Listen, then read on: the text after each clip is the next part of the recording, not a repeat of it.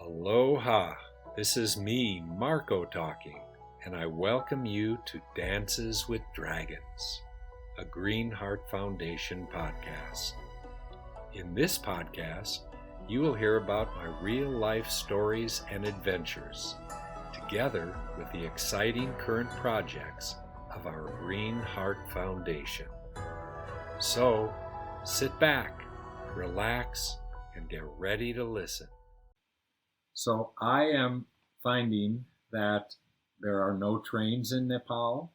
I get off the last train that was possible, taking little rickshaws, which was my first introduction to rickshaws, these little bicycle taxis, which to me are one of the most exotic holdovers from traditional cultures from around the world, from China to everywhere. That traditional cultures, that was a transport, some form of a bicycle, someone pedaling you around in a little basket cage behind the bicycle or beside the bicycle, and sometimes in front of the bicycle, as we had our little rickshaws in Laos. And so I end up getting to the bus station for the Kathmandu bus. It was a long overnight bus, and yet it was still afternoon time, late afternoon, and I began to realize that there are different classes, like on a train or a bus, first class, second class, third class, or no class. And since I was on the tightest budget, and we were simple travelers in those days, us so-called hippies, before there even was the concept of hippie, but I was happy with no class. Just let me hold on to something, let me put my bag down, let me cuddle up and use a pillow from my bag. That's my pillow, which my bag always became my home, my pillow, and my best friend, as polo is still today. And so I said, well, I don't really need to buy a ticket. What are all those people doing on the top of the bus? And there were a lot of young boys up there catching all the travelers' bags to put on top of the bus, to cover with big sheets of canvas and tarp to prevent the rain getting in. But then I noticed there's a lot of other people up on the top of the bus. And I thought, wow, how much does it cost to ride on top of the bus? And I found that it was simply half of the ticket to be crammed inside the bus, where you are probably standing or squished between the goat and the cage of chickens, and someone with the worst breath and body odor that you can imagine, and someone snoring and babies crying. And hello, I can buy a half fare ticket and sit on top of the bus. And so this began a career for me of what I call I am the hanger. There are people that hang out of the bus door, that hang out of bus windows, that hang from the rooftops of buses and trains. And we hang on for dear life. And so I coined that, and through my life, people has always commented and admired, that's a good concept, you're a hanger. You know, give me no class ticket, please. I'll buy the no class, I'll just hang on for dear life. I climbed up with my faithful bag and backpack, got on this roof, and as we took off from the plains of India and started weaving, first the roads were straight, but then you slowly start to ascend, getting into the largest mountain chain in the world, Himalaya. And I am blown away at how peaceful Nepal was, how uncrowded Nepal was compared to India.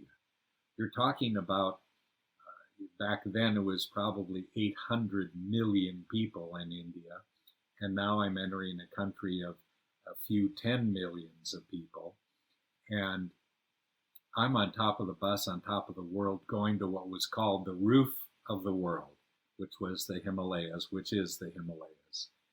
And Tibet is also considered the roof of the world. Some of those plateaus on the North Nepal Himalayan mountains have some incredible high valleys and plateaus.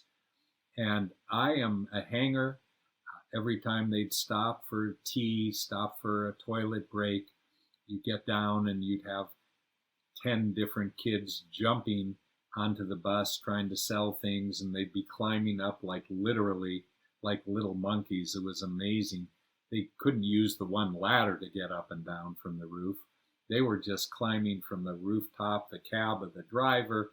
And I was just beginning to see a culture that seemed to be centuries stuck in time, centuries ago. It just was the houses, the villages we passed, no electricity. All these things were just absolutely enthralling to me. And here we are entering the land of my dreams that I had felt. I'm finally making it. My journey to the east is going to end. And that was the goal, Kathmandu. And if I ever got out of there, I was going to Kathmandu. And I finally got out of there, got out of the West, got out of Europe, got out of a marriage proposal, and my fiance left behind in Sri Lanka. And here I am on top of the world and feeling as high as I can be. So I'm realizing on that trip, on that first entry into Nepal, when I was offered a chilam, a typical Indian Nepalese style pipe, I passed it. I just felt I haven't been stoned for months. I feel good. I feel fresh. I feel clear. And I started what was for the next couple years of never getting high in Nepal, one of the source countries of hashish. Then I end up in Thailand, one of the source countries for Thai sticks, the very special hand-rolled sticks of the buds of marijuana. I stayed sober and clean for years because of that rooftop ride going up to Kathmandu. I wanted to feel it and see it naturally. And so, lo and behold, it's nighttime and the bus is just weaving back and forth, and it's just so absolutely scary feeling, because when the dawn started to break and we're still beginning to slowly descend into Kathmandu Valley, I realized what the roads looked like. They weren't really roads. They were one lane. They had these buses and trucks and lorries, as they're called, British type of an old truck. How they were passing each other on a road was beyond me. And I began to realize this is going to be the first of many terrifying journeys on a bus, where you first start out looking at the bus, you look at the tires, and you can see bubbles where the tire's ready to explode. It's so worn out. And the bus is falling apart. The doors and windows don't work. It's the typical transport for the local people. And I was learning that I'm going to be a hanger, and I'm going to just always be outside, because I figured if this thing is going to fall off a cliff, I'm going to not be stuck inside. Hello, I just came from Erzurum, Turkey, where I was stuck inside a bus that crashed and felt I was dead, literally buried in a snowbank. So I made up my heart, I'm not going to be riding inside vehicles. I'm going to be a hanger for the rest of my life. And I was. And I remember it was so rare, but one time, rain, sleet, snow, it doesn't matter. I would be outside. You put a parka, you put some plastic like the locals do over your head. But the views, to be able to stand and not be squished in there, to be able to see everything around you, became my trademark. And I would take jeep rides through the Himalayas, especially getting out towards the North India side as I was beginning to get into the Bhutan roads. Always outside of a jeep, of a bus, hanging on. And so I'm now riding on the rooftop into Kathmandu Valley. The sun is rising, and I looked out, and there through the clouds, and I'm thinking, where are the Himalayas? Where are the Himalayas? When the clouds broke, and usually morning time is a great time to see any mountains clouds clear up a lot of times in the morning. And I looked out and saw the first few peaks at the Himalayan peaks. I got some peaks of the peaks. And my first comment that I wrote in my journal, there's mountains on top of those mountains, because they just kept going. There were mountains and they were snow-capped, but then all of a sudden the clouds would drift and there were mountains on top, behind and on top, and 8,000 feet higher than the mountain in front of it. And my heart was just, I'm here, I'm home, I'm in the Himalayas. My whole academic college career, my experiences living in Europe, everything was aiming me for the Himalayas. And now I'm going to get into the land of Bhutan, the land of dragons, the land of Buddhism. And so we end up being dropped off at the bus station, and that was chaotic. That was crowded. And you have all these little boys and hawkers, they're called, not hackers. We didn't have hackers in those days. No computers, by the way, no GPS, and no wireless phones. So you can imagine, if you will, life back in the 70s, all you listeners. And things were pretty basic and pretty crude as far as communication. And I had no idea. There were no guest travel books on which guest house to stay, where to eat. It was just word of mouth. And I'm at the station, and all these boys are coming out of the woodwork, literally, when they see a Western person in particular, and saying, you want taxi, you want rickshaw, come with me. You want hotel, best rates, best price. You want food, you're hungry, best restaurant, best. And I had no clue where to go. And they were, of course, hustlers. And there was a lot of, I just felt like, put my hand on my bag. I could be losing the bag here any moment. And that's where you lose things, at these crowded bus stations and train stations and crowded airports. And so I noticed there was a boy, very handsome, looked barely 15, 16. He was standing around these crowds of other boys, but he wasn't approaching anyone. He was just standing there waiting. And I just finally, like flies, get off of me, these other boys, saying, no, I know where I'm going. Do you need taxi? No, I've got a friend waiting for me. And they said, oh, where's your friend? Where's your friend? And I point to a boy who was very nicely dressed, simple. I could tell he was quite poor, but he was clean looking. And he just had a peaceful demeanor. And I said, he's arranging my ride. I'm going with him. And they just disappeared, the other boys. And I walk up to this boy and I said, can you take me to a nice hotel, somewhere special, somewhere quiet? And he says, come to my hotel. And I said, oh, so you speak English. Come to my hotel. I said, oh, where is your hotel? Come to my hotel. Okay, I guess you don't speak English so well, do you? You come to my hotel now? And I go, yes, let's go to your hotel. And what is your name? My name is Bharat. What is your name? And I realized that Bharat had 6 English sentences that he could put together. And that was it. Because I kept asking him, can I change money somewhere? Can I do this? Come to my hotel.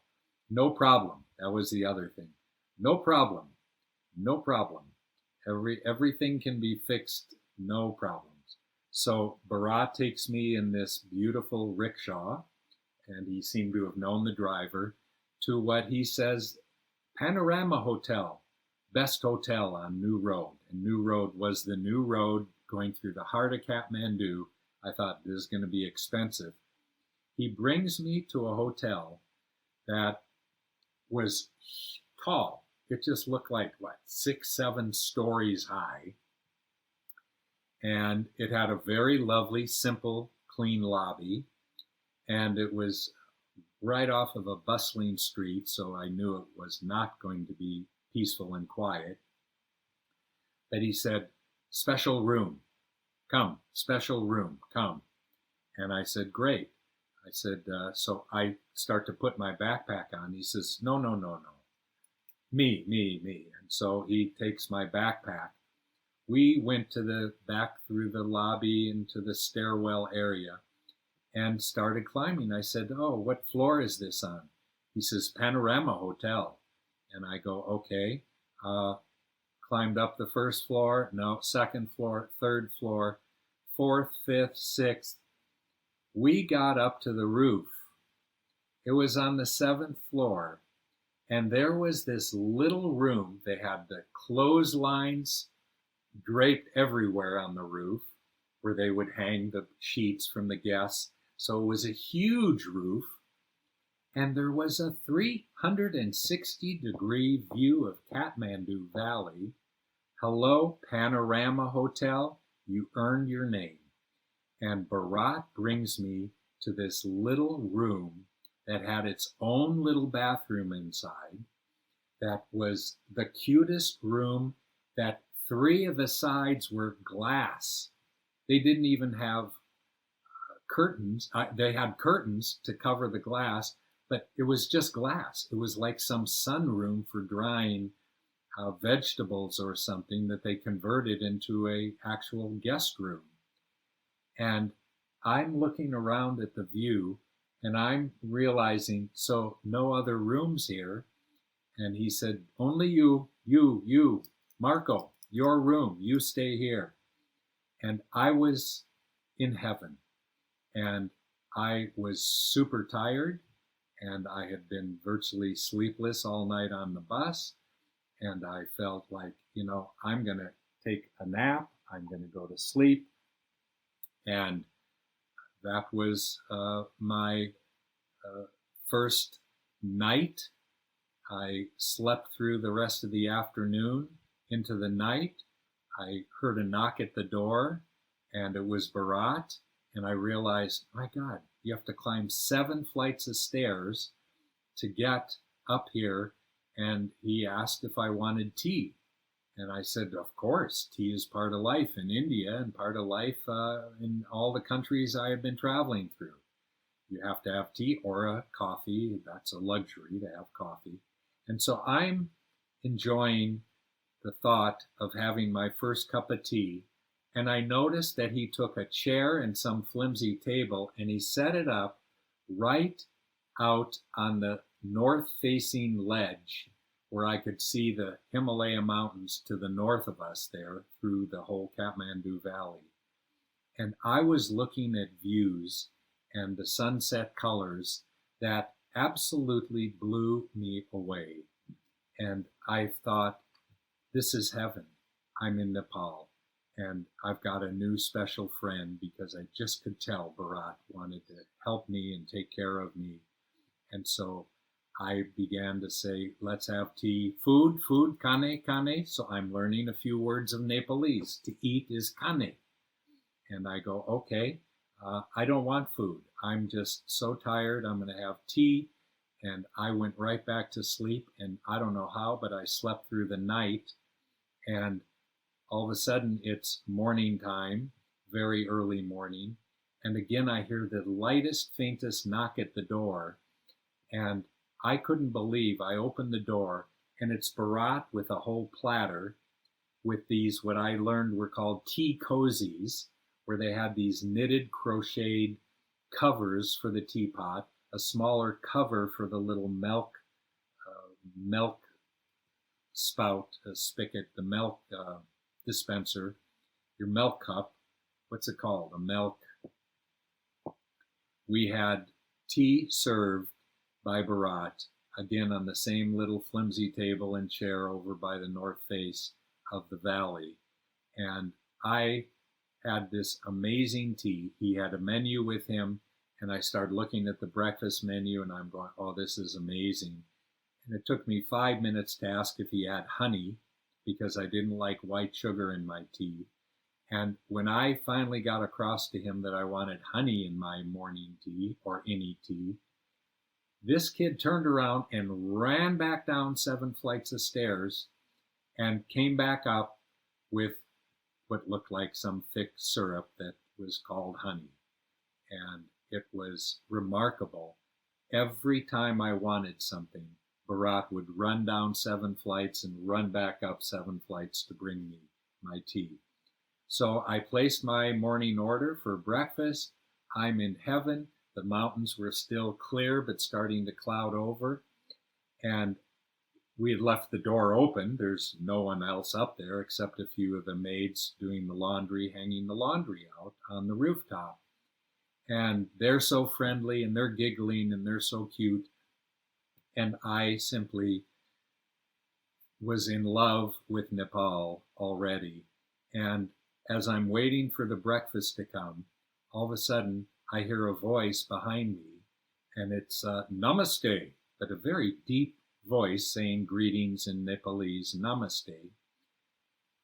I'm telling you, I could not believe my eyes. I turn around, and behind me is bouncing Benny, my Dutch friend, from 4 years earlier on the streets of Sweden, who sold me a poster, who taught me my mantra, East before West, that I'm going to go to the East before I get trapped in the West.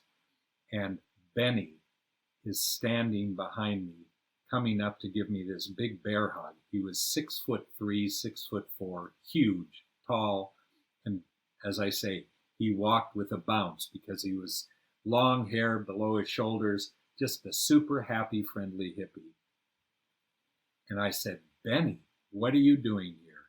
He says, I've been waiting for you. I figured you'd be coming one of these days. And he said, you're staying in my room. I said, what? He says, that's my room. I'm just coming back to Kathmandu. That's my room. I said, well, I guess I'll move out now. No, I'm down on the 6th floor. I'm right below you. He says, you've got some kind of karma because you're in the best room in the best hotel. He'd never told me where to stay. I wasn't writing that down in 1972, where I'd stay when I finally got to the Himalayas 3.5 years later. There's Benny. And he said, so why don't you finish breakfast? I'm going to shower. And he says, I'll take you to introduce you to my closest Tibetan friend. Thank you for listening to Dances with Dragons. I hope you all enjoyed my stories of the adventures of a modern-day MarkO Polo. Join us next week to listen to more exciting real-life stories.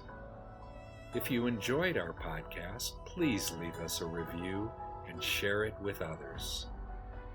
To learn more about us, please visit our website at greenheartfoundation.org and follow our social media accounts. See you next week.